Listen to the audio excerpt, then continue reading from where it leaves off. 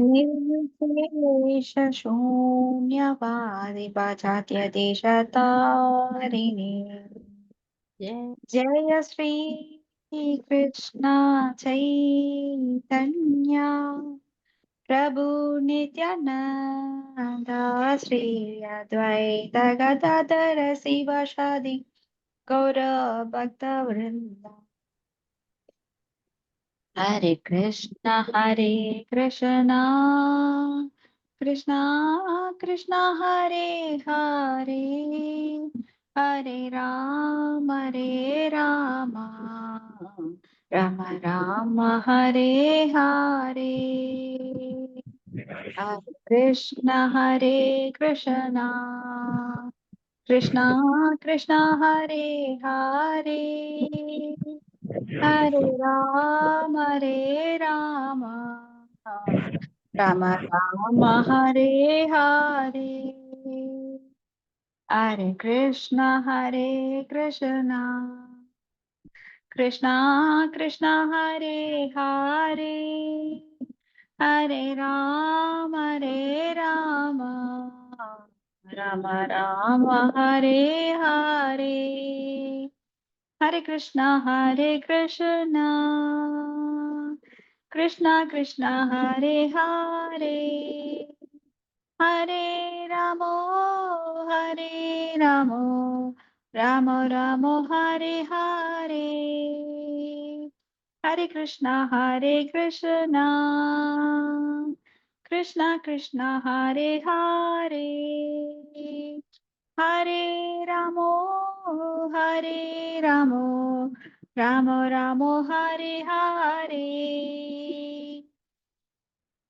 जय राधा माधवा कुंज बिहारी, जय राधा माधवा जय कुंज बिहारी, जय गोपी जन वल्लभा जय गिरिवरधारी,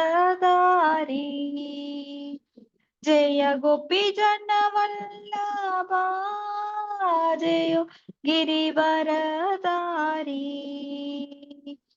यशोदनन्दन व्रज जन रञ्जन यमुना तीरा वनचारि, यमुना तीरा वनचारि, जय राधा माधव कुंज बिहारी।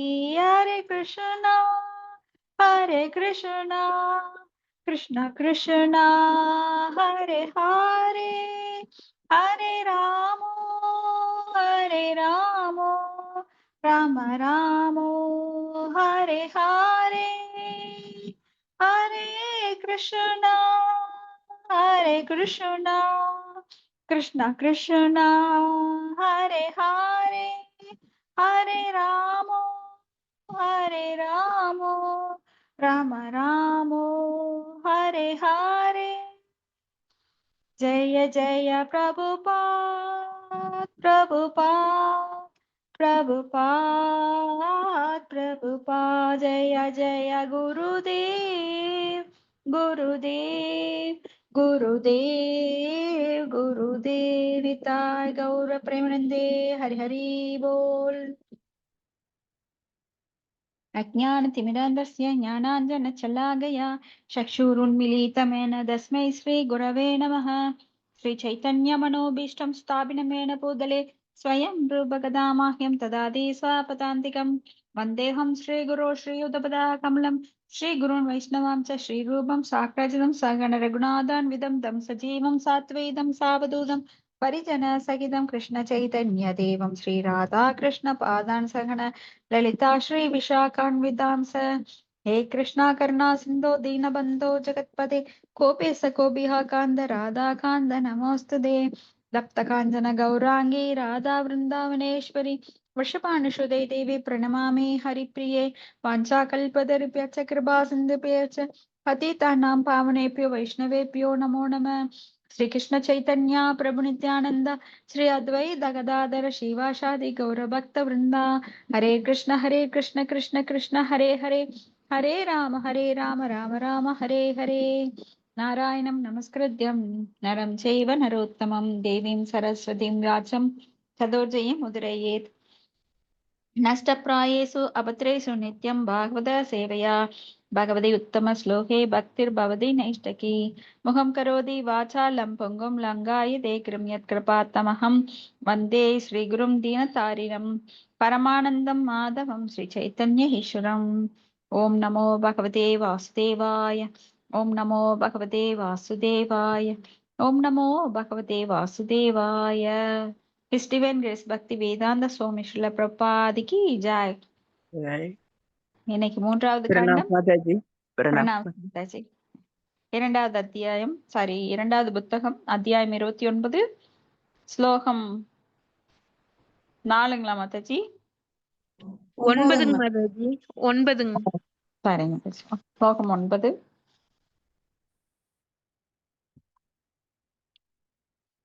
பக்தி தொண்டு பற்றிய விளக்கம் தேவகூதியினால் கேட்கப்படுகின்றது. பக்தி தொண்டுனா எவ்வாறு செய்வது, அதனுடைய சிறப்பம்சம் என்ன அப்படிங்கிறத பத்தி கபிலதேவர் இங்க சொல்றார்.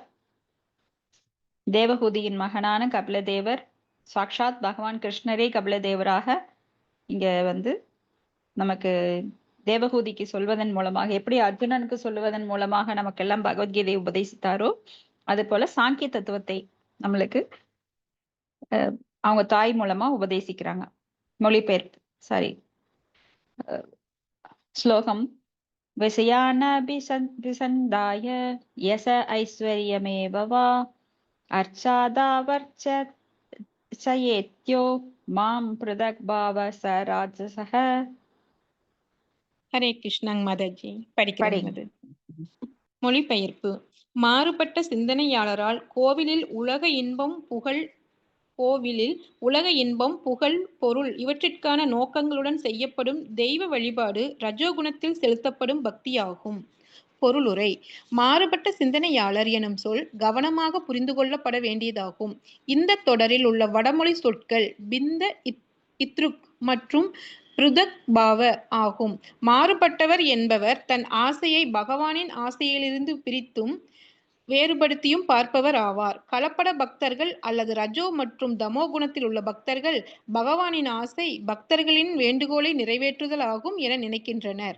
அம்மாதிரி பக்தர்களின் ஆசை அவர்களின் புலன் நுகர்ச்சிக்காக பகவானிடமிருந்து எவ்வளவு முடியுமோ அவ்வளவு பெறுவதாகும். இதுவே மாறுபட்டவனின் மனப்பாங்கு ஆகும். உண்மையில் முந்தைய அத்தியாயத்தில் தூய பக்தி விளக்கப்பட்டுள்ளது. பகவானின் மனமும் பக்தரின் மனமும் சரியாக பொருந்த வேண்டும். பக்தர் எதையும் விரும்பக்கூடாது, ஆனால் பரமனின் ஆசையை நிறைவேற்ற வேண்டும். அதுவே ஒருமையாகும். பக்தரின் ஆர்வம் அல்லது ஆசை பகவானின் ஆசையிலிருந்து வேறுபடும் பொழுது அவரின் மனப்பாங்கு பிரிவினையாளருக்கானது. பக்தர் என்று அழைக்கப்படுபவர் பூவுலக இன்பத்திற்கு ஆசைப்படும் பொழுது பகவானுடைய ஆர்வத்தின் குறிப்பு இன்றி அல்லது பகவானின் அருளை அல்லது கருணையை பயன்படுத்தி கொள்வதால் புகழ் அல்லது செல்வம் பெற விரும்பினால் அவர் ரஜோகுணத்தில் உள்ளவர் ஆவார். ஆயினும் மாயாவாதிகள் மாறுபட்டவர் எனும் சொல்லை வேறு விதத்தில் விளக்குகின்றனர். பகவானை வழிபடும் பொழுது ஒருவர் தன்னை பகவானுடன் ஒன்றாக நினைக்க வேண்டும் என்று அவர்கள் கூறுகின்றனர். இது உலக இயற்கையின் குணங்களுக்குள் உள்ள மற்றொரு பக்தியின் சீர்குலைந்த வடிவமாகும். உயிரினம் பரமனுடன் ஒன்று இருப்பது என்பது உண்மையில் ஒருமையின் ஆர்வத்தை அடிப்படையாக கொண்டது. ஆனால் பகவானின் சார்பாக செயல்படுவதை அன்றி ஒரு தூய பக்தருக்கு தனிப்பட்ட ஆசை இல்லை.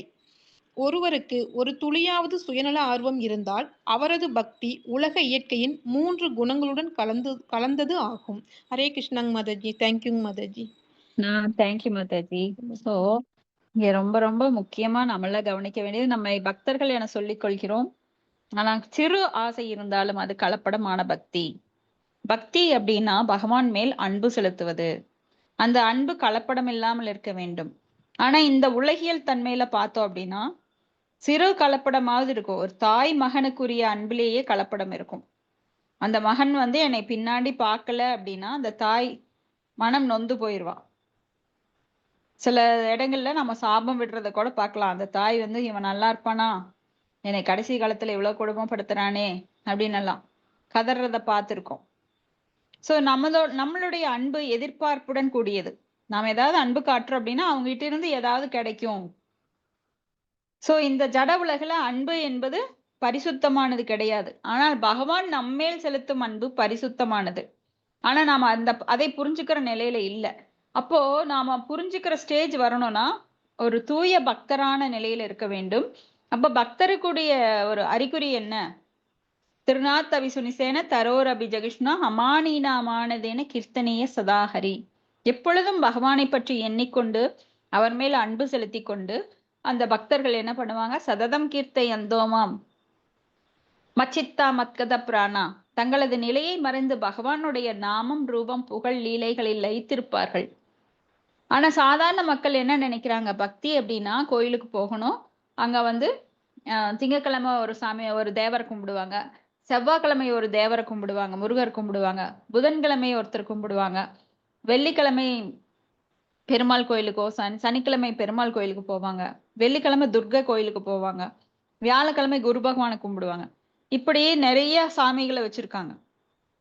ஆனா நாமெல்லாம் கிருஷ்ண பக்தர்கள் மிக உயர்ந்த நிலையில். ஏனால் வேருக்கு நீர் ஊற்றும் போது அங்க எங்க போகும்? அது மரத்தின் எல்லா பகுதிகளுக்கும் போகும். அப்போ கிருஷ்ண பக்தர்கள் வந்து கலப்பட பக்தி பண்றதே கிடையாது. இன்னைக்கு ஒரு நாள் ஒரு சாமி, நாளைக்கு ஒரு சாமி, அடுத்த நாள் ஒரு சாமி எல்லாம் கிடையாது. மாத்திக்கிறது கிடையாது. அப்ப ரஜோகுணத்துல வேண்டுதல் எப்படி இருக்கும் அப்படின்னா, நாமெல்லாம் பகவானை திருப்தி செய்ய வேண்டுவோம். கடவுளே, என் செயல்கள் எல்லாம் உன்னை பற்றிய எண்ணத்திலேயே செய்யப்பட வேண்டும். யத் கரோசி யத் யச்னாசி யத் ஜிகோசி ததாசி யத் தபசிசி கௌந்தேய தத் குரு ஸ்வமர்த்த அர்ப்பணம். எதை உண்கிறாயோ, எதை செய்கிறாயோ, எதை தானமாக கொடுக்கிறாயோ, அதை அனைத்தையும் எனக்காக செய் அப்படிங்கிறார். சோ ஒரு தூய பக்தன் வேறு எதையும் நினைப்பதில்லை. 24 மணி நேரம் பகவானை திருப்தி செய்வதில் அவன் எண்ணங்கள் முழுமையாக ஈடுபட்டிருக்கும். தனக்காக சுயநலமா அவங்ககிட்ட எதுவுமே கிடையாது. நான் எனது அப்படிங்கிற அகங்காரம் அமாகாரம் கிடையாது. அகம் அமைதி அந்த அந்த சாப்டரே அவங்க கிட்ட கிடையாது. எல்லாம் பகவானுடையது. சோ நான் எது கொடுத்தாலும் பகவானுடையதை எடுத்து அவருக்கு திருப்பி கொடுக்குறேன். சோ எதுவுமே என்னுடையது இல்லை. ஈசாவாசியம் இதம் சர்வம்.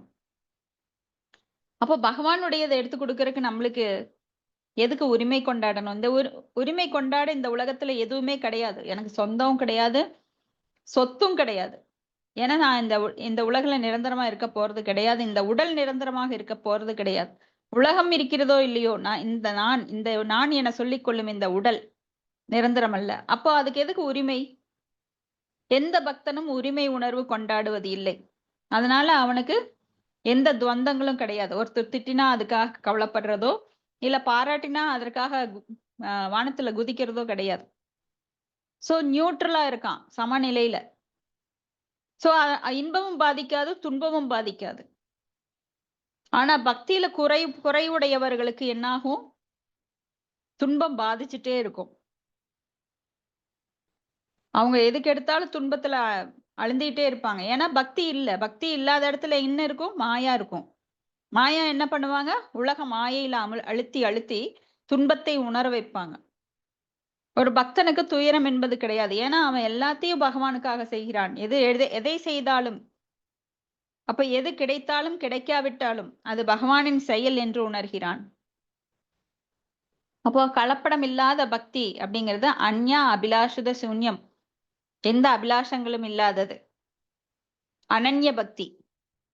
அடுத்த ஸ்லோகம் 10. கர்ம நிர்ஹார முக்திஸ்ய பரஸ்மின் வா ததர்ப்பணம் யஜேஸ்யஸ்தவ்ய மிதி வா பிரதக் பாவ சாத்விக.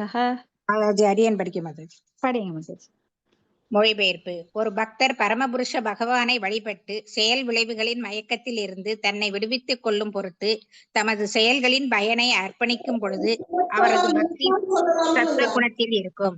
பொருளுரை. பிராமணர்கள், சத்திரியர்கள், வைசியர்கள், சூத்திரர்கள் இவர்களுடன் பிரம்மச்சாரிகள், கிரகஸ்தர்கள், வானப்பிரஸ்தர்கள் மற்றும் சந்நியாசிகள் அனைவரும் வர்ணங்கள் மற்றும் ஆசிரமங்களின் 8 பிரிவுகளின் உறுப்பினர்கள் ஆவர்.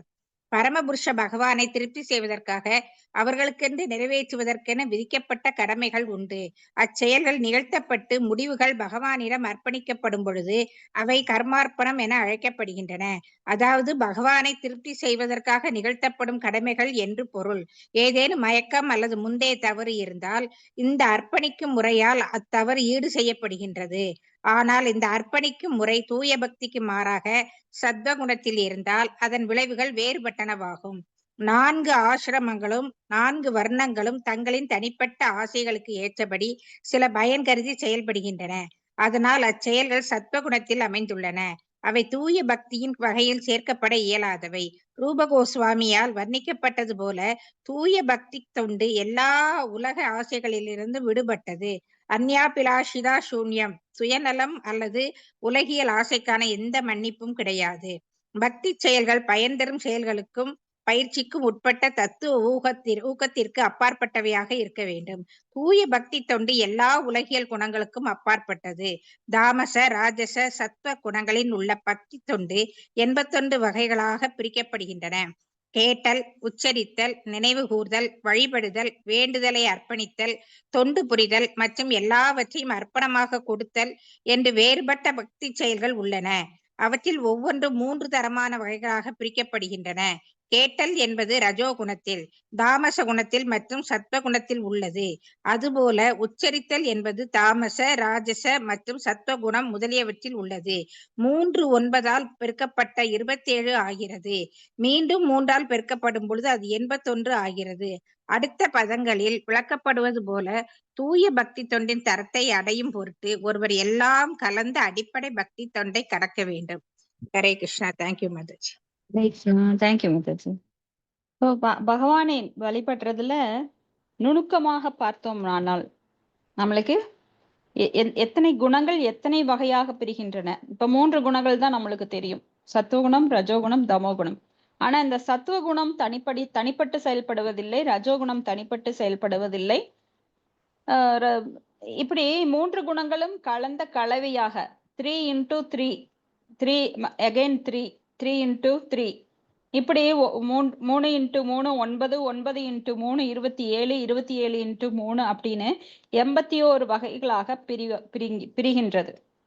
இன்னுமே அதிகமான நிலைகள் இருக்குன்னு சொல்றாங்க. இன்னும் பாகவதத்துல இன்னும் டீப்பா போனோம்னா அப்போ நம்ம இந்த ஏன்னா இப்ப ஸ்ரவணம், கீர்த்தனம், ஸ்மரணம், பாத சேவனம், அர்ச்சனம், வந்தனம், தாசியம், சக்கியம், ஆத்ம நிவேதனம் அப்படி தொண்டு புரிதல்ல இப்ப கேட்பது, இப்ப எல்லாருமே கேட்கிறோம். சிலர் லைன் பை லைனா சொல்றத கவனித்து கேட்டு அதுல என்ன சந்தேகம் இருக்கு அப்படின்னு எழுதி வச்சு பகவானை நினைச்சிட்டே பகவானோட நினைவுலயே கேட்பாங்க. சிலர் வேலை செஞ்சுட்டு அத ஒரு காதுல வாங்கிட்டு இன்னொரு காதுல வெளியில யார் வர்றாங்க, டிவியில என்ன ஓடிட்டு இருக்கு இப்படி கேட்டுட்டு இருப்பாங்க. சிலர் புக்கு மட்டும் திறந்திருக்கும், ஆனா அவங்க வேற சிந்தனையில ஈடுபட்டு இருப்பாங்க. அமர்ந்திருந்தாலும் அவங்க சிந்தனை வேற எதுல லயித்திருக்கும். இன்னைக்கு வந்துட்டு போனவங்க என்னை இப்படி பேசிட்டாங்களே அப்படின்னு சிந்தனைகள் வேறு பக்கம் இருக்கும். அவங்களுக்கு கவனம் இங்க இருக்காது. சோ இதுல சத்துவ குணத்தில் ஈடுபடுபவர்கள் கேட்டுக்கொண்டிருக்கிறார்கள். ஆனா அவங்க வாழ்க்கையில கடைபிடிக்காத என்ன கேட்கிறாங்களோ அதை கடைபிடிக்கல. சோ சுத்த சத்துவ குணம் அவங்க கிட்ட கிடையாது. சோ வாழ்க்கையில் படிப்படியாக கடைபிடித்து கொண்டு இதை கேட்டு நாம் அதை தெளிவு பெற்று அதை கிருஷ்ணர் நினைவில் அவர்கள் வாழ்க்கையில் அதை செயல்படுத்தினா சுத்த சத்துவ குணத்தில் இருப்பார்கள். ஆனா இதை சும்மா கேட்கறது உன்னிப்பா கேட்கறாங்க, ஞானத்தை வளர்த்துக்கிறாங்க, ஆனால் சத்துவ குணத்துல இருக்கிறாங்க. சிலர் கேட்டுட்டே வேற செயல்களை செஞ்சுக்கிட்டு பாதி நினைப்பு வேற பக்கம், பாதி இங்க இருக்கு, அதனால உன்னிப்பா கேட்கல, ரஜோகுணத்துல கேட்கறாங்க. சிலர் தமோ குணத்துல புக்கு மட்டும் திறந்திருக்கும், அவங்க சிந்தனையும் வேற பக்கம் இருக்கும், அவங்க செயல்களும் வேற பக்கம் இருக்கும், ஆனா கிளாஸ்ல இருப்பாங்க அவங்க. சோ இது மாதிரி கேட்டல்ல பல வகையா கேட்கறாங்க. அப்போ இதுல ஒரே குணம் கிடையாது. ஈவன் சத்துவ குணம் கூட கட்டுப்படுத்தக்கூடியது அப்படின்னு பகவத்கீதையில நம்ம பாக்குறோம். 3 குணங்களில் மிக உயர்ந்தது சத்துவ குணம். அந்த சத்துவ குணம் எவ்வாறு கட்டுப்படுகிறது? ஏன்னா பிராமணர்கள் எப்போ சத்துவ குணத்துல இருக்கிறாங்க. ஏன்னா பிரம்மனை அறிந்தவர்கள் பிராமணர்கள். அப்ப அவங்க என்ன நினைக்கிறாங்க, எனக்கு எல்லாம் போதிய அளவு வசதி இருக்கிறது, நான் எதுவுமே யாருக்குமே எந்த கெடுதலும் செய்யல, சோ எனக்கு எல்லாம் மந்திரங்களும் தெரிஞ்சிருக்கு. பகவானை வழிபடுவது எப்படி? நான் வந்து ஆரோக்கியமா இருக்கேன். சாத்வீகமான ஃபுட்டு சாப்பிடுறேன். நான் யாருக்கும் எந்த பாவம் செய்யல. அப்படின்னு நினைக்கிறாங்க. ஆனா பகவானுக்கு பக்தி தொண்டு பண்ணல. சோ அவங்க வைஷ்ணவர்கள் ஆகவில்லை. அந்த நிலையில அவங்களுக்கு மறுபடி பிறப்பு இருக்கு. நல்லவர்களாக இருந்தாலும் பகவானிடம் அன்பு செலுத்தவில்லை என்றால், அந்த தூய நிலையை அடையவில்லை என்றால், மீண்டும் அவர்களுக்கு பிறப்பு, இறப்பு, முதுமை, நோய் அப்படிங்கிற சூழல்ல சிக்கி மறுபடியும் அவங்க புனரபி ஜனனம், புனரபி மரணம் இந்த நிலைக்கு மறுபடியும் வந்துருவாங்க. அப்ப இந்த வர்ண ஆசிரமம், வர்ணம் அப்படின்னா பிராமணா, சத்திரியா, வைஷ்யா, சூத்ரா. ஆசிரமம் அப்படின்னா பிரம்மச்சரியம், கிரகஸ்தம், வானப்பிரஸ்தம், சந்நியாசம். இது எல்லாத்துலயும் 8 பிரிவு. இந்த 8 பிரிவுல பரமபுருஷ பகவானை திருப்தி செய்வதற்காக அவங்க வந்து விதிக்கப்பட்ட கடமைகள். தர்மஸ்வனிஸ்த பும்சாம் விஸ்வக்சேனோ கதாசுக நோத்பாதையே ததிரிதம் ஸ்ரம ஏவஹி கேவலம். அதாவது எந்த தொழில் செய்தாலும் அவர்கள் வந்து பகவானுக்கு அதை பகவானை உட்படுத்தி சென்ட்ரலைஸ் பண்ணி அவங்க சேவை செய்யல அப்படின்னா ஸ்ரம ஏவகி கேவலம். கடைசியில என்ன ஆகும்? சிரமம்தான் உண்டாகும். எந்த வர்ணத்தினராக, பிராமணரா இருந்தாலும் சரி, ஒரு சத்திரியனாக இருந்தாலும் சரி, செய்யும் தொழிலில் பகவானை எண்ணி செயல்பட வேண்டும். அவர் வந்து யாரு சூத்திரன் எல்லாம் எனக்கு பக்தி பண்ணக்கூடாதுன்னு கடவுள் எந்த ஒரு கட்டுப்பாடு விதிக்கவே இல்லை. ஒரு டிச் அல்றவன் கூட பகவானுக்கு சேவை செய்ய முடியும். மனதால் எப்பொழுதும் மந்திரத்தை சொல்லிட்டே அவன் செய்யலாம். இல்ல பகவானுக்கு தான் சம்பாதித்ததுல கொண்டு போய் பெரும் பகுதியை கொடுத்துட்டு அவன் ரூல்ஸ் அண்ட் ரெகுலேஷன் கடைபிடித்து பிராமணன் ஆகலாம். அதுதான் ஸ்ரீல பிரபுபாதர் நம்மளுக்கு இந்த இஸ்கான் மூவ்மெண்ட்ல கொடுத்த ஒரு பெரிய ஆப்பர்ச்சுனிட்டி.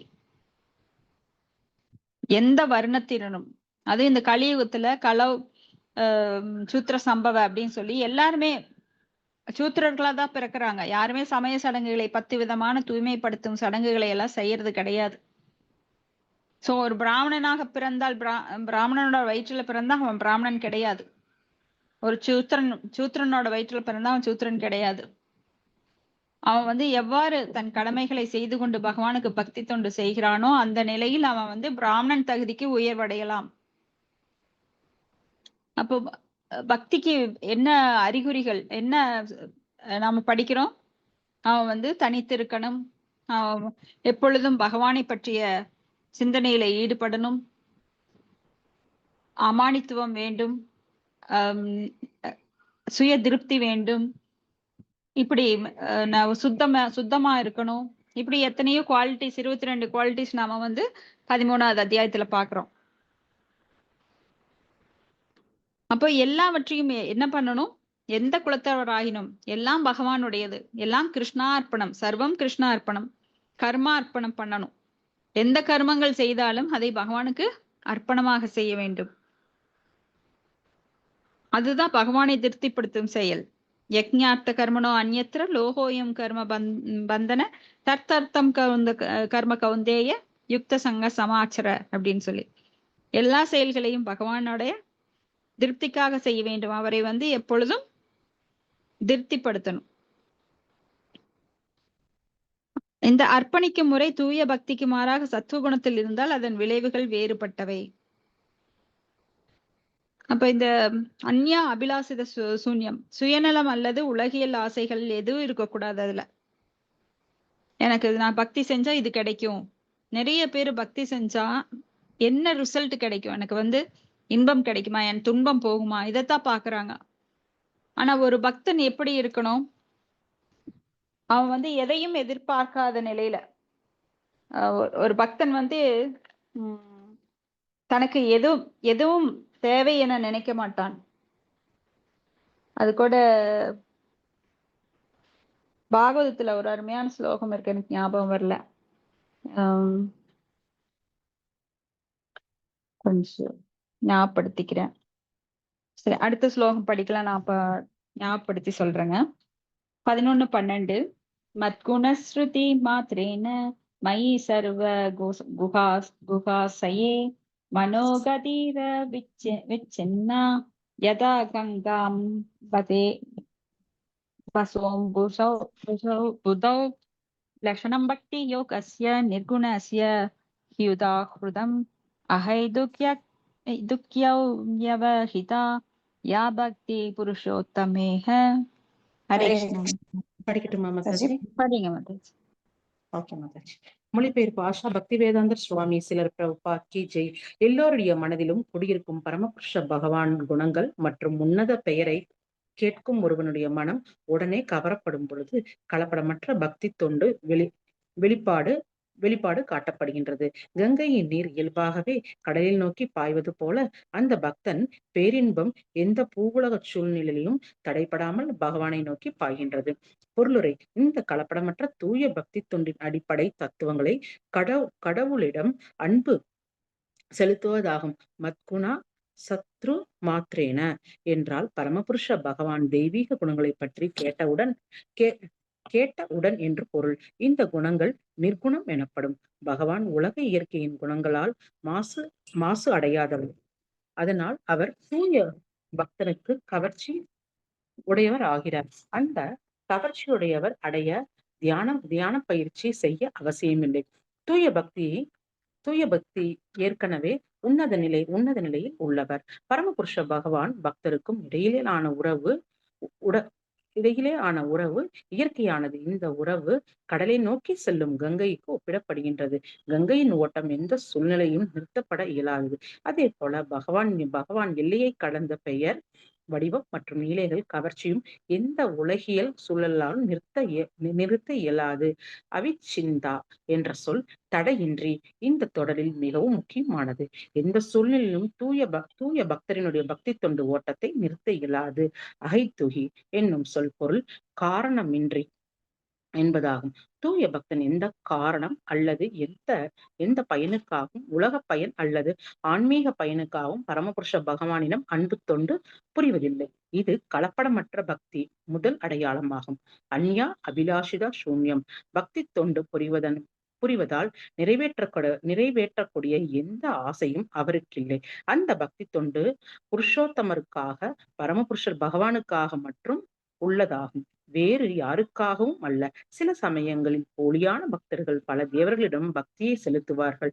தேவர்கள் வடிவங்களை பரமபுருஷ பகவானுடைய வடிவத்தை போன்றே என்று நினைக்கிறார்கள்.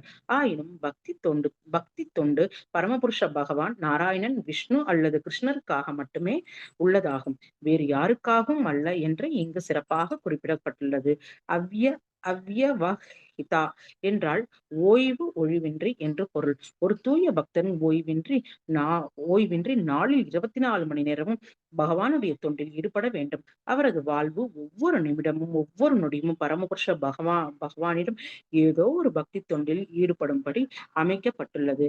அவ்யவஹிதா என்னும் பக்தி தொண்டில் ஈடுபடும் என்னும் சொல் மற்றொரு பொருள் பக்தரினுடைய ஆர்வம் பகவானுடைய ஆர்வமும் ஒரே நிலையில் உள்ளது என்பதாகும். ஆனால் பகவானினுடைய உன்னதமான ஆசை நிறைவேற்றுவதன்றி பக்தருக்கு வேறு ஆர்வம் எதுவும் கிடையாது. அம்மாதிரியாக தானாகவே பகவானிடம் தொண்டு செய்வதால் எல்லையை கடந்து இயற்கையினுடைய உலகற்ற குணங்களில் ஒரு பொழுதும் மாசுபடாது. இவை இயற்கையினுடைய எல்லா குறைவுகளில் இருந்தும் விடுபட்டு தூய பக்தி தொண்டின் அடையாளங்கள் ஆகும். ஹரே கிருஷ்ணா மாதாஜி. நன்றி மாதாஜி.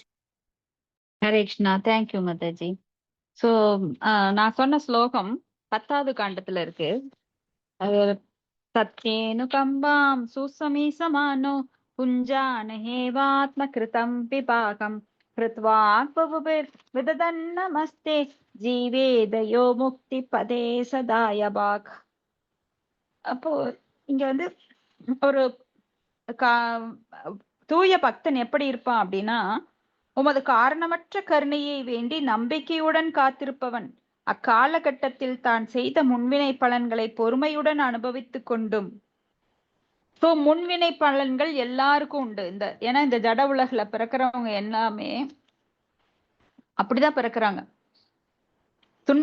துன்பத்தை அனுபவிக்கிறதுக்கு தான் பிறக்கிறாங்க. சோ இங்க வந்து விழுந்துட்டு ஐயோ துன்பம்னா என்ன பண்ண முடியும்? ஏன்னா நான் தவறி விழுந்து விட்டேன் துன்பக் கடலில், தெரிந்தோ தெரியாமலோ விழுந்து விட்டேன். சோ இதனுடைய தாக்கம் என்ன? துன்பம். அப்ப புலம்பிட்டே இருக்க முடியுமா? எனக்கு துன்பம், எனக்கு துன்பம். வீடு எரிஞ்சிட்டு இருக்குது. அப்படியே தகிக்குது உள்ள. அப்ப அந்த தீ வந்து அனல் தாக்குது. அப்ப நான் என்ன பண்ணணும்? இதுல இருந்து எந்திரிச்சு ஓட பார்க்கணுமே தவிர, ஐயோ வலிக்குது, ஐயோ எரியுது அப்படின்னு அதே இடத்துல உட்கார்ந்துட்டு இருக்க முடியுமா? சோ எப்படி நாம இதுல இருந்து தப்பிக்க வேண்டும் என்கின்ற நிலையை நாம் உணர்ந்து அறிவுடன் செயல்பட வேண்டும். ஐயோ துன்பம், ஐயோ துன்பம்னா துன்பத்துல தான் உழுந்திருக்கிறோம். சோ அத திருப்பி திருப்பி நாம சொல்லிட்டு இருக்கல அர்த்தம் இல்ல. அதுல இருந்து எவ்வாறு விடுபடுவது அப்படிங்கிறது தான் அஹ் ஒரு புத்திசாலியோட வேலையா இருக்கும். ஒரு முட்டாள் என்ன பண்ணுவான்? ஐயோ துன்பம், ஐயோ துன்பம்னு அதுக்குள்ளேயே உட்கார்ந்துட்டு மறுபடியும் அதுல ஏதாவது இன்பம் கிடைக்குதான்னு பார்ப்பான். அதற்கான தீர்வு அது கிடையவே கிடையாது. அப்போ ஒரு காரணமற்ற கருணையை வேண்டி, பகவானுடைய காரணமற்ற கருணையை வேண்டி ஒவ்வொரு வார்த்தையும் இதுல ரொம்ப முக்கியமானது. காரணமற்ற கருணை. ஏன்னா பகவான் காரணத்துடன் கருணை காட்டுறது இல்ல. நாமெல்லாம் கருணை காட்டுவோம் ஒருத்தருக்கு.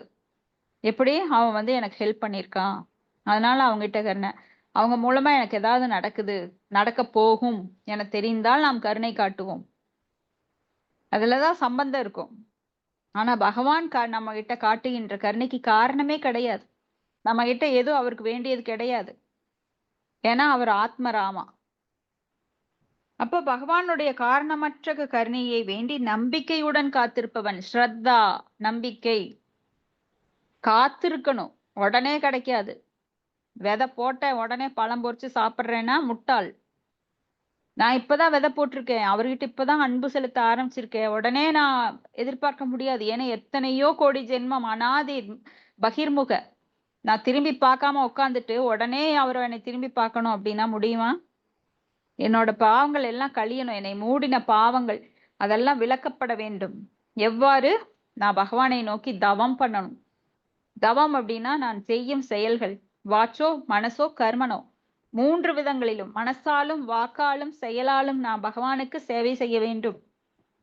அப்ப காத்திருக்கணும், நம்பிக்கையோட காத்திருக்க வேண்டும். ஒரு வார்த்தையும் அப்படியே இடி மாதிரி நம்ம மனசுக்குள்ள ஏறணும், இதயத்துக்குள்ள ஆழமா ஊடுருவி பாயணும். இப்ப இங்க யாரெல்லாம் கேக்குறீங்களோ அவங்களுக்கெல்லாம் இது அப்படியே இதயத்துல ஊடுருவி பாயணும். காத்திருக்க வேண்டும் பொறுமையுடன், பகவானின் காரணமற்ற கருணையை வேண்டி. ஏன்னா நம்மளுக்கு அவருக்கு கருணை புரியணுங்கிறது கிடையவே கிடையாது. ஏன்னா அவ்வளவு பாவம் பண்ணியிருக்கோம்.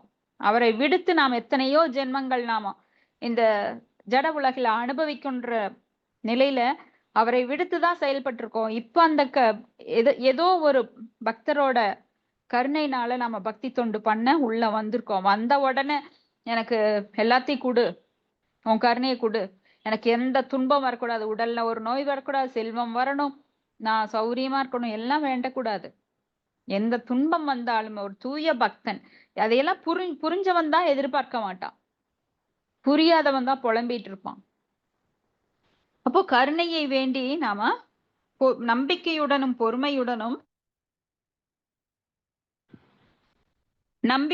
பொறுமையுடனும் காத்திருக்க வேண்டும். அந்த காலகட்டத்தில் தான் செய்த முன்வினை பலன்களை பொறுமையுடன் அனுபவித்துக் கொண்டு. சோ நம்மளுக்கு என்ன ஆகுது? அந்த நேரத்துல துன்பம் வந்து கொண்டிருக்கும். கடவுளை கும்பிடுறேன், எனக்கு ஏன் துன்பம் வருது? நான் 16 மாலை ஜபிக்கிறேன். இப்பதான் நாம பார்த்தோம் 16 மாலை எந்த நிலையில ஜபிக்கிறோம்? ரஜோ குணத்திலையும் தமோ குணத்திலையும் தான் ஜபிக்கிறோம். நான் ஒண்ணும் என் தூய அன்புடன் அப்படியே கண்ணுல நீர் வழிய மயிர்கால்கள் குத்திட்டு அப்படியே அப்படியே உருகி போய் ஜபம் பண்ணல யாரும். ஆனா நாம எதிர்பார்ப்பெல்லாம் வானத்துக்கு அளவு இருக்கு. அப்ப நம்ம வந்து என்ன பண்ணணும்? முன்வினை பலன்களை பொறுமையுடன் அனுபவித்து கொண்டு. நம்மளுக்கு வர்றது கடவுளுக்கு தெரியாம இல்ல, பகவானுக்கு எல்லாம் தெரியும். ஆனா நான் ஏன் அனுபவிக்கிறேன்? நான் என்னை சுத்தப்படுத்திக் கொள்வதற்காக, என் கர்ம வினை போவதற்காக நான் துன்பங்களை அனுபவிக்கிறேன். அது அந்த நம்பிக்கை வேணும். பகவான் வந்து எனக்கு கொடுக்கல, நான் செய்ததுதான் எனக்கு வருது. தீதும் நன்றும் பிறன் தர வாரா. சோ அத வந்து பொறுமையுடன் அனுபவித்து கொண்டு தனது மனம் வாக்கு காயத்தினால் மரியாதையுடன் தனது வணக்கங்களை அர்ப்பணித்துக் கொண்டிருந்தான் என்றால் அவர் நிச்சயம் விடுதலை பெற தகுதியுடையவர் ஆவார். ஏனெனில் இவ்விடுதலையானது அவருக்கு உரிமையாகி விடுகிறது. எப்படி ஒரு தந்தையோட சொத்து மகனுக்கு உரிமையாகின்றதோ, தந்தை இறந்தா உடனே அந்த சொத்து யாருக்கு வரும்? அந்த உரிமை மகனுக்கு தான் வரும். அதுபோல நாம் பகவானிடம் அன்பு செலுத்தி அந்த பக்தி தொண்டு செய்தோமானால் நாம் விடுதலைக்கு உரியவராகின்றோம். என்ன விடுதலை? கர்ம நம்மளுக்கு வந்து மோக்ஷ, அந்த தர்ம அர்த்த காம மோக்ஷ, மோக்ஷ என்கின்ற வீடு பேரு பகவானுடைய லோகத்திற்கு போறதுக்கு நம்மளுக்கு யாரும் தடுக்கவே முடியாது. விஷ்ணு தூதர்கள் எப்படி தடுத்தாங்க 4 குமாரர்களை, அது மாதிரிலாம் அவங்க தடுக்கவே மாட்டாங்க. ஏன்னா நம்மளுக்கு உரிமை இருக்கின்றது. அதுதான் தாயபாக். சோ இந்த ஸ்லோகம் ஒவ்வொருவரோட மனசுலயும் நிலைத்து நிற்கணும். எப்ப துன்பம் வருதோ அப்பெல்லாம் கதறக்கூடாது, புலம்பக்கூடாது. நாம் சுத்தப்படுத்தப்படுகின்றோம், நம்ம கர்ம வினைகள்லாம் போகின்றது. பொறுமையுடன் அந்த பக்தனானது காத்திருப்பான். பகவானது காரணமற்ற கருணையை வேண்டி. சோ இது ரொம்ப ரொம்ப உன்னிப்பான நிலையில கேட்கப்பட வேண்டும். மேலோட்டமா கேட்காதீங்க. இது கேட்டாங்கன்னா யாருக்கும் துன்பம் வந்து தாக்காது. ஏன்னா பகவானுடைய கண்ட்ரோல்ல இருக்கோம். அந்த துன்பம் எல்லாம் பகவானுக்கு தெரிஞ்சுதான் வருது. கண்டிப்பா அவர் நம்மளுக்கு காரணமற்ற கருணையை கொடுக்கறதற்காக நாம் பொறுமையுடன் காத்திருக்க வேண்டும். அப்ப வந்து பக்தி தொண்டு செய்து கொண்டு எந்த ஒரு வேண்டுதல் அவர்கிட்ட வைக்கவே வேண்டாம். ஏன்னா தன் குழந்தைக்கு எந்த நேரத்துல பசிக்கும், எப்ப கொடுக்கணும், எப்ப அஜீரணமாகும், எச்சா கொடுத்தா அது எல்லாம் ஒரு தாய்க்கு தெரியும். அதனால நம்மளுக்கு தாயாகவும் தந்தையாகவும் குருவாகவும் இருக்கின்ற அந்த பகவான் நம்மளுக்கு ஞானத்தையும் கொடுப்பார், தேவையானவற்றையும் கொடுப்பார். அனன்ய சிந்தை அந்தோமாம் ஏஜனாம் பரியுபாஷதே, அந்த 9வது அத்தியாயத்துல வர அந்த ஸ்லோகத்தை படிச்சு பாருங்க, தெரியும். சோ நமக்கு ஜட ரீதியாக வேண்டுவற்றையும் கொடுப்பார், இருப்பவற்றையும் காத்து நம்மளுக்கு மற்ற அவரை பற்றின அறிவையும் கொடுப்பார். அதனால யாருமே பக்தர்கள் கவலைப்பட வேண்டிய அவசியமே கிடையாது எதற்காகவும். அடுத்த ஸ்லோகம் போலாங்களா? இதுல ஏதாவது சந்தேகம் இருக்கா உங்களுக்கு? அப்ப இங்க வந்து நிறைய வேர்ட்ஸ் படிச்சீங்க. இன்பமும் துன்பமும் பகவானால் மட்டும்தான் வர்றது மாதாஜி. அதனால நம்ம கவலைப்பட தேவையே இல்லை. எப்பவுமே எந்த இதுல இருந்தாலும் சரி, சூழ்நிலையிலும் எந்த மாதிரி சூழ்நிலையிலும் கவலைப்பட வேண்டியது இல்ல. அது இன்பமாகட்டும், இன்பத்தை வந்து நாம பெருசு, இது வந்து எனக்கு தகுதியே இல்லை, இந்த இன்பத்துல வந்து எனக்கு தகுதி, ஆனா பகவான் வந்து எனக்கு கொடுத்திருக்கிறார் அப்படின்னா இதுக்கு தகுதியே இல்லாத எனக்கு கொடுத்திருக்கிறார் அப்படின்னு பணிவோட அதை ஏத்துக்கணும். அதுக்காக இன்பத்துல குதிக்க கூடாது. துன்பம் வந்தாலும் அதே மாதிரி பணிவா ஏத்துக்கணும். ஆமா, துன்பம் வந்தா நான் இதை விட பெரிய தவறு செஞ்சிருக்கேன், ஆனா இதற்கான தண்டனை எனக்கு பாதிக்கு கீழே குறைக்கப்பட்டு பகவானால அருளப்பட்டிருக்கு. ஏன்னா பகவான வழிபடாம இருந்தா இதுக்கு மேல ஏதோ வந்திருக்கும், கஷ்டத்தை அனுபவிக்கணும். கஷ்டத்தை இதுக்கு மேல பெரிய கஷ்டம், 10 மடங்கு கஷ்டம் வந்திருக்கும். ஆனா பகவான் அதை வந்து ரொம்ப கம்மி பண்ணி தந்திருக்கார். சரி, சரிங்க மாதாஜி. ஹரே கிருஷ்ணா மாதாஜி. ஹரே கிருஷ்ணா மாதாஜி. சொல்லுங்க மாதாஜி. செகண்ட் பேராலங்க, அந்யா அபிலாஷித சூன்யம் பக்தி தொண்டு புரிவதால் நிறைவேற்றக்கூடிய எந்த ஆசையும் அவருக்கு இல்லை.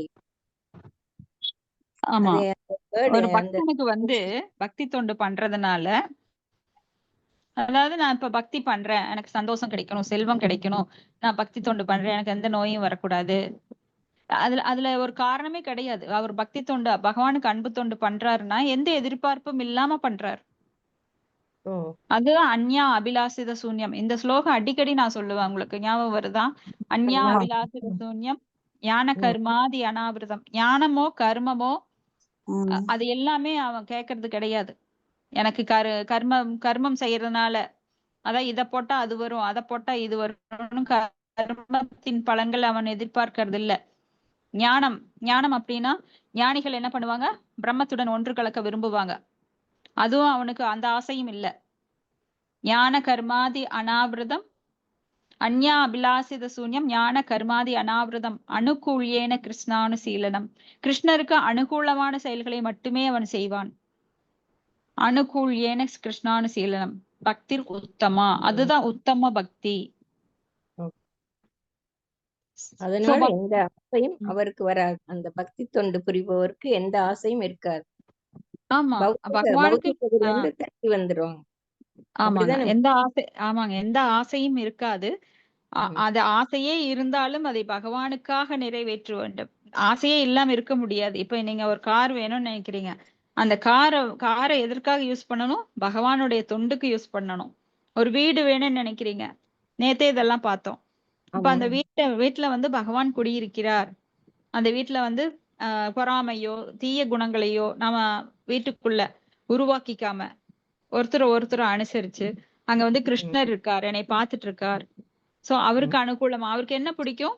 நம்ம கவலைப்படுறது பிடிக்காது, கோவப்படுறது பிடிக்காது, மற்றவங்களுக்கு திட்டினா பிடிக்காது. சோ நாம என்ன பண்ணணும்? கிருஷ்ணர் இருக்கார் இந்த வீட்டுல, சோ இந்த வீட்டை சுத்தமா வச்சுக்கணும். நாம வந்து கிருஷ்ணருக்கு தகுந்த மாதிரி நேர்மையா இருக்கணும், பொய் பேசக்கூடாது, சோ சுத்தமா இருக்கணும். எல்லாமே நீங்க எல்லாமே ஃபாலோ பண்ணணும். வீட்டை சுத்தமா வச்சுக்கிறது மட்டும் முக்கியம் இல்ல. கிருஷ்ணர் இருக்கார், வீட்டை சுத்தமா வச்சுக்கணும். நாம எப்படி இருக்கணும்? கிருஷ்ணருக்கு அனுகூலமா இருக்கணும். அப்ப கிருஷ்ணருக்கு எப்படி இருந்தா பிடிக்கும்? நம்ம உள்ளம் வந்து தூய்மையா இருக்கணும். அங்க வந்து எந்த ஒரு இருள் இருக்கக்கூடாது. காம, குரோத, லோப, மோக, மத, ஆச்சரிய, பொறாமை உணர்வுகள், ஆசை, பேராசை, கோபம், இதையெல்லாம் அறவே எடுத்துடணும். அப்ப நீங்க வந்து கிருஷ்ணருடைய குணங்களுக்கு ஈவனா ஒரே மாதிரி ஆயிருவீங்க. அதான் ஏகத்துவம். ஏகத்துவம்னா பகவானிடம் ஒன்றிவிடும் தன்மை. ஆனா இந்த மாயவாதிகள் என்ன நினைக்கிறாங்க? பகவானோட மெர்ஜ் ஆயிடுறாங்க. நானும் பகவானும் ஒண்ணு. அப்படி கிடையாது. குணத்தால் ஒன்று, அளவால் வேறு. அங்க தனித்தன்மை இருக்கு. அதுதான் நம்ம செகண்ட் சாப்டர்ல பகவத்கீதையில படிக்கிறோம். நாம் எங்கும் கலந்து விடுவதில்லை. நேற்றும் இன்றும் நாளையும் எப்பொழுதும் நாம் பகவானுக்கு சேவகர்கள். இங்கேயும் சேவை செய்கிறோம் ஜட உலகுல பக்தர்களாக. ஆன்மீக உலகம் போனாலும் ஆன்மீக உடல்ல பகவானுக்கு எப்பொழுதும் தொண்டு செய்கின்றோம். பகவானுடன் இணைவது கிடையாது, ஒன்றாவது கிடையாது. அசூன்யவாதிகள் தான் அப்படி நினைப்பாங்க. ஆனா தூய பக்தர்கள் அப்படி நினைக்கிறது இல்ல. பகவானுக்கு தொண்டு புரிவதற்காக அவங்க எப்பொழுதுமே எந்த இடத்துலயும் அவங்க தயாரா இருக்காங்க. பகவானோட ஒன்று கலக்கிறது அப்படிங்கிறது கைவல்யம். நரகாயதே கைவல்யம். அது வந்து நரகம். தூய பக்தருக்கு அது நரகமா கருதப்படுது. ஏன்னா பக்தருக்கு இணையாக ஆகிறத பத்தி அவன் நினைக்கவே மாட்டான். பகவான் வந்து மலை, நாம மடு. அதே போல சாலோக்கியம். இது அப்போ அவிச்சித்தியா அப்படின்னா தூய பக்தர் என்னும் சொல் தடையின்றி தொடர்பில் எப்பொழுதுமே தடையில்லாம பக்தி ஓட்டம் இருக்கணும். இப்போ சிலருக்கெல்லாம் வந்து இந்த ஹார்ட் அட்டாக் வந்ததுன்னா அந்த மெஷின் காட்டுமே, up and down up and down up and down, ECG. ஆமா, அது மாதிரி கிடையாது. எப்பவுமே நேர்கோட்டுல எப்பவுமே சீராக இருக்க வேண்டும்.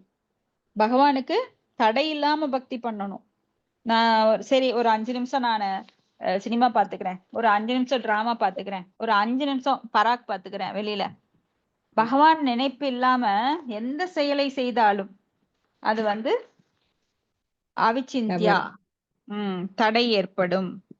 அப்ப தடையின்றி செய்யணும் பக்தி தொண்டு. ஓய்வு ஒளிவின்றி. அடுத்தது அகைதுகி. அகைதுகினா காரணமின்றி. பக்தி செலுத்துறதுக்கு எனக்கு ஏதாவது காரணம் வேணுமா? தேவை. காரணமின்றி பகவானிடம் பக்தி செலுத்தணும். அவர் இதை கொடுப்பார், எனக்கு ஒரு திருப்பி ஏதாவது கொடுப்பார், அதனால பக்தி பண்றேன். வேண்டுதல் இல்லாம எந்த ஒரு அந்நிய அபிலாஷித சூன்யம், எந்த அபிலாஷங்களும் இல்லாம கலப்படம் இல்லாம பக்தி பண்ணணும். ஏன்னா நாம ஏற்கனவே பார்த்திருக்கோம், ஒரு நல்ல விருந்து போட்டு அது மேல லேசா மண்ணை தூவி சாப்பிடுங்க அப்படின்னா எப்படி இருக்கும் உங்களுக்கு? அது போல பகவானிடம் நான் அன்பு செலுத்துறேன், ஆனா எனக்கு இது வேணும். மனசுக்குள்ள எண்ணங்கள் இருக்கு, எனக்கு உடம்பு நல்லா சரியாகணும், எனக்கு வந்து செல்வம் வேணும், எனக்கு வந்து அது வேணும் இது வேணும், எத்தனையோ ஆசைகள் நம்ம கிட்ட இருக்கு. சோ அதை செஞ்சோம் அப்படின்னா அது வந்து கலப்படமான பக்தி. அப்ப கடவுள் ஈஸியா கொடுத்துட்டு போயிடுவார். ஏன்னா பக்தி கொடுக்க மாட்டாரு. அவர் வந்து என்ன வேணுமோ அதை தந்துருவார். உனக்கு செல்வம் வேணுமா தர்றேன், உனக்கு ஞானம் வேணுமா தர்றேன், உனக்கு முக்தி வேணுமா தர்றேன். ஆனா பக்தியை மட்டும் அவ்வளவு சீக்கிரம் கொடுக்க மாட்டார். ஏன்னா அவர் பக்தனுக்கு அடிமை. அடுத்தது அவ்யவகிதா அப்படின்னா ஓய்வு ஒளிவின்றி 24 மணி நேரமும் பக்தி தொண்டில் ஈடுபடணும். எப்படி ஹரிதாஸ் தாக்கூரார் பகவானோட நாமங்களை சொல்லி சொல்லி சொல்லி சொல்லி ஆனந்தத்துல அவர் லயித்திருந்தாரோ, 22 மணி நேரம், அவர் தூங்குறது கூட 2 மணி நேரம், அதுலயும் வந்து கொஞ்ச நேரம் அவர் வந்து கடமைகளை செய்வார். அப்போ அந்த 22 மணி நேரம் பிளஸ் அந்த 2 மணி நேரத்துல கூட அவர் பகவானோட நினைப்புலதான் தூங்குவார். தூங்கும்போது கூட இப்ப ஒருத்தர் வந்து என்ன படுக்க போகும்போது எந்த நினைவுடன் படுக்கிறாங்களோ அதே நினைவு வந்து அவங்களுக்கு கனவா வரும். இதெல்லாம் நீங்க அனுபவிச்சிருக்கீங்களா? எதை நினைத்து அதிகமாக தியானம் பண்றாங்களோ, அப்ப தியானம் அப்படிங்கிறது ஒரு பொருளை அடையணும்னு நீங்க வந்து அதைவே எய்ம் பண்ணி நீங்க உழைத்தீர்கள், ஆனால் அந்த பொருளை அடைந்து விடுவீர்கள். அதுக்கு பேர் என்ன? அது மேலேயே நீங்க தியானம் பண்றீங்க, அதுதான் தவம். சோ ஒன்றை அடைய வேண்டும் என்றால் அதுக்காக தவம் பண்ணுவாங்க. இப்ப பக்தர்கள் பகவானை அடைய வேண்டும் என்றால் பகவானை குறித்து தவம் பண்ணுவாங்க. ஆனா இந்த லோகாயவாதிகள், இந்த மெட்டீரியலிஸ்டிக் பர்சன் என்ன பண்ணுவாங்க, ஒரு பொருளை அடைய வேண்டும், ஒரு கார் வாங்கணும்னா அதைவே திங்க் பண்ணிட்டு இருப்பாங்க. சோ அத வந்து நினைச்சிட்டே இருக்கும்போது என்ன ஆகுது, அதுவாகவே அவங்க அதுவாகவே இது பயிற்சி ஆயிருது அவங்களுக்கு. அப்ப அவங்க சேமிக்க ஆரம்பிச்சிருவாங்க, அதுக்காக உழைக்க ஆரம்பிச்சிருவாங்க, கடைசியில அந்த பொருளை வாங்கிடுவாங்க. ஏன்னா அதுக்காக தவம் பண்றாங்க, தங்களோட நேரத்தை அதுக்காகவே யூஸ் பண்றாங்க, கடுமையா உழைக்கிறாங்க, வீடு கட்டணும்னு நினைக்கிறாங்க, அதுக்காக லோன் வாங்குறாங்க. அவங்க வாழ்க்கையில அதான் எய்மு. அப்ப பக்தர்களுக்கு ஒண்ணு என்ன எய்மு, என்ன சிரமப்பட்டாலும் பொறுமையுடன் அவங்க வந்து காரணமற்ற கருணையை வேண்டி தத்தானு கம்பாம் சிசுமீசமானோ குஞ்சான ஏவாத்ம கிருதம் விபாகம். அப்ப அவன் வந்து பொறுமையுடன் முன்வினை பயனை தான் செய்த முன்வினை பயனோட பலன்களை அனுபவித்து கொண்டு எந்த கஷ்டம் வந்தாலும் எந்த காரணமின்றி பகவானிடம் அன்பு செலுத்தி அவன் பொறுமையுடன் காத்திருக்கிறான் அவரது காரணமற்ற கருணைக்காக. அப்போ ஓய்வு ஒளிவின்றினா 24 மணி நேரம். எப்படி 24? நான் கேட்டேன் முதல்ல வந்த புதுசுல, 24 மணி நேரம் எப்படிங்க பண்ண முடியும், நாம தான் தூங்குறோமே 6 மணி நேரம் அப்படின்னு. அப்ப எதை நினைத்து தூங்குகிறீர்களோ அதுவாகவே. இப்போ இதுக்கு ஒரு எக்ஸாம்பிள் நாம கூட பார்க்கலாம். இது உண்மையான எக்ஸாம்பிள் தான், பொய்யான எக்ஸாம்பிள் கிடையாது. ஒரு வண்டு ஒண்ணு இருக்கும், அந்த வண்டு என்ன பண்ணுமா, குளவி கூடு மாதிரி அதுல ஒரு வண்டு இருக்கும். அந்த வண்டு ஒரு பூச்சியோ புழுவையோ கொண்டு போய் உள்ள வச்சிரும். அது வந்து கொட்டும் போது உயிர் போற மாதிரி வலிக்குமா. அந்த பூச்சி உள்ள இருக்கிற அந்த குளவி கூட்டுல இருக்கிற பூச்சி துடிக்கும், ஆனா உயிர் போகாது. அப்போ இது வந்து ஒரு பொழுதுபோக்கு மாதிரி, வெளியில போகும், மறுபடியும் வந்து அதை ஒரு கொட்டிட்டு போகும். அப்ப அந்த பூச்சி அதையே நினைச்சிட்டு இருக்குமா, எப்ப வரப்போகுதோ, எப்ப என்னை கொட்ட போகுதோ, எப்ப வரப்போகுதோ, எப்ப என்னை கொட்ட போகுதோ, அதே தவம் பண்ணிட்டு இருக்குமா. அதே தவத்துல என்ன ஆகுமா, அந்த பூச்சியோட உருவம் அந்த குளவியா மாறிடுமா. இது சயின்டிஸ்ட் கூட அப்படியே நம்ப முடியாத ஒரு இதா இருக்கு சயின்டிஸ்டுக்கு கூட, ஏன்னா ஆராய்ச்சி பண்ணியிருக்காங்க. ஆனா இது நம்மள பாகவத்துல படிக்கிறோம், ஈவன் பிரம்ம சம்ஹிதையில கூட வருதுன்னு நினைக்கிறேன். ஒரு இடத்துல பிரம்ம சம்ஹிதையில கூட வருது. அப்ப அந்த பூச்சி அந்த வண்டாவே மாறிடுது. அப்ப அது என்ன பண்ணுதுன்னா, இன்னொரு கூடு கட்டுது, குளவி கூடு கட்டுது, மறுபடியும் அது ஒரு பூச்சியை கொண்டு வந்து அதே மாதிரி பண்ண ஆரம்பிக்குது. இந்திரகோபம் அப்படிங்கிறது தான் அதனோட பேரு, இந்திரகோபம்.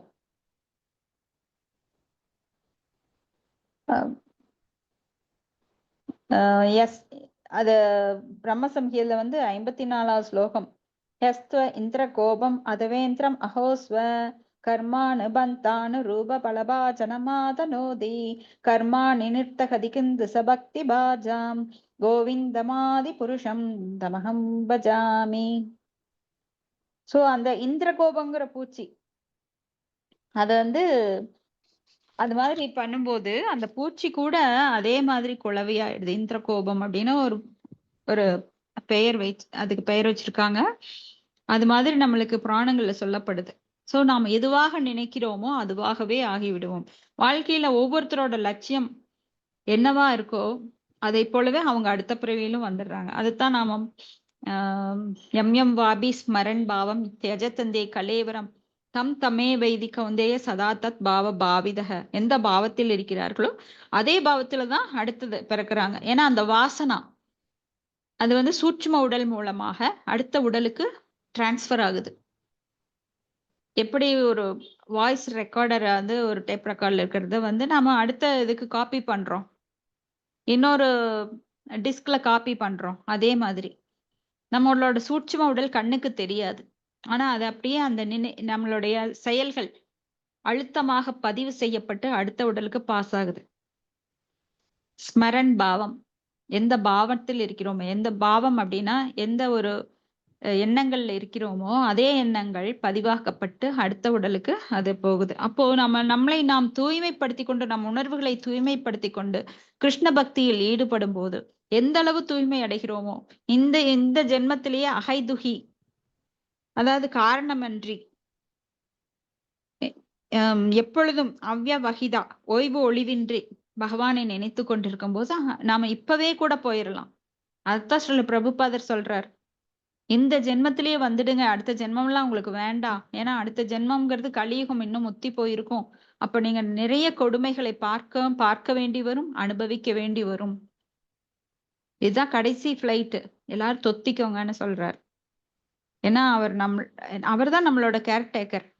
யாரும் அந்த அளவுக்கு இந்த அளவுக்கு ஸ்ரீல பிரபுபாதர் மாதிரி கேர் எடுத்தவங்க கிடையாது. அவர் நம்மளுக்காக கண்ணீர் விட்டு அழுகிறாரு. குழந்தைகளே என் கூட வந்துருங்க, நான் உங்களை கூட்டிட்டு போக தான் வந்திருக்கேன், பகவான் என்னை அனுப்பிச்சு வச்சிருக்காரு, நான் உங்களுக்கு கருணை தர்றேன், உங்க பாவங்களை எல்லாம் எடுத்துடுறேன், தயவு செஞ்சு என்னை ஃபாலோ பண்ணுங்க கெஞ்சி கேட்கிறார். நம்மளுடைய நலனுக்காக அவர் எத்தனையோ தவம் இருந்துட்டார். ஆனா நாம திரும்பி பார்க்காம இருக்கிறது நம்மளோட துரதிர்ஷ்டம். அதனால தயவு செய்து சில பிரபுபாதரோட மூமெண்ட்டை சாதாரணமா எடுத்து இதுல வந்து சாதாரணமா மற்ற இது மாதிரி நினைச்சு போயிடவே வேண்டாம். இதுல இருந்தா அழுத்தம் திருத்தமா நாம வந்து சரியான முடிவு எடுத்திருக்கோம், சரியான பாதைக்கு வந்துட்டோம். ஆனா அதை பின்பற்றவென்ற சரியான பாதை பார்த்துட்டா மட்டும் போதுமா? அதுல போகணும், தொடர்ந்து பயணிக்கணும். உக்காந்துட்டோம் அப்படின்னா அவ்வளவுதான், நம்மளோட சேர்ந்த கூட்டம் முன்னாடி போயிடுவாங்க. அப்ப நம்மளுக்கு துணை இருக்காது, நாம் தன்னந்தனியா உட்காந்துட்டு இருக்கணும். ஒரு குரு சிறகடிச்சு முன்னாடி பறக்குறாரு அப்படின்னா பின்னாடி போற பறவைகள் அந்த ஃபாலோ பண்ணணும் அந்த பறவைய. அது இல்ல நான் ஓய்வு எடுத்துக்கிறேன்னு உக்காந்துட்டா அவ்வளவுதான், நம்மளுக்கு போகும் பாதை தெரியாது. ஏன்னா அது வெகு தூரம், குரு கூட்டிட்டு போறாரு. தூரமா இருந்தாலும் உனக்கு ரெஸ்ட் கொடுத்து நான் அப்பப்ப உங்களுக்கெல்லாம் நல்லா, ஏன்னா பக்தி தொண்டு அப்படிங்கிறது இனிமையானது. அதுல சிறகடித்து பறக்க நம்மளாம் சிறகடித்து பறக்கலாம் அப்படியே பஞ்சு போல. பஞ்சு எப்படி, அதுல எந்த வெயிட் இருக்காது, கடினம் இருக்காது, கனம் இருக்காது. நம்ம மனசெல்லாம் லேஸ் ஆகிடும், அப்படியே பஞ்சு போல பறக்கலாம். குரு கூட்டிட்டு போறாரு நம்மள. சோ இந்த வாய்ப்பை தவற விட்டால் இனி எத்தனை யுகங்களோ, ஏன்னா இந்த கலியுகம் முடிய போற நிலையில நாம அதையெல்லாம் அனுபவிச்சுட்டு மறுபடியும் எத்தனை யுகங்கள் நாம வந்து அவ்வியக்த நிலையில பகவானோட உடல்ல காத்திருக்கணும்னு தெரியாது. இந்த ஜட உலகம் கொடுமையானது, எப்ப பிறந்தாலும் அது கொடுமையானது. நாம் சத்தியோகத்துல பிறக்கலாங்கிற ஆசையும் வேண்டாம், இந்திரலோகத்துக்கு போகணும்னு ஆசையும் வேண்டாம். ஏன்னா உடல் எடுத்தாலே துன்பம். அதை புரித்து தீவிரமா பக்தி பண்ணணும். அதற்கு முக்கியமான தேவை என்ன? பக்தர்களோட சங்கத்தை விடுத்து தனியாக பக்தி செய்ய முடியாது. அதனால எல்லாரும் நாம சேர்ந்திருக்கோம், இனியும் சேர்ந்திருப்போம். யாரு இடையில போனாலும், யாரு இந்த உடலை விட்டாலும் இந்த சங்கம் வந்து யாரு தவிர்க்க கூடாது. நீங்கள்லாம் சேர்ந்து, நானே போனாலும் நீங்கள்லாம் சேர்ந்து செய்யணும். இது என்னோட தாழ்மையான வேண்டுகோள். யார் ஒருத்தர் போனாலும் இதெல்லாம் நிக்கவே கூடாது. ஏன்னா உடல் வந்து எப்பவும் போக போறதுதான். ஹரே கிருஷ்ணா. அடுத்து ஹரே கிருஷ்ணா மாதாஜி. ஏங்க மாதாஜி நீங்க இப்ப இந்த மாதிரி ஹரே சொல்றீங்க? கிருஷ்ணா. நீங்க இருக்கீங்க மாதாஜி, நாங்க இருக்கிற வரைக்கும் நீங்க எல்லாரும் எங்களை கைட் பண்ணிட்டே தான் இருப்பீங்க.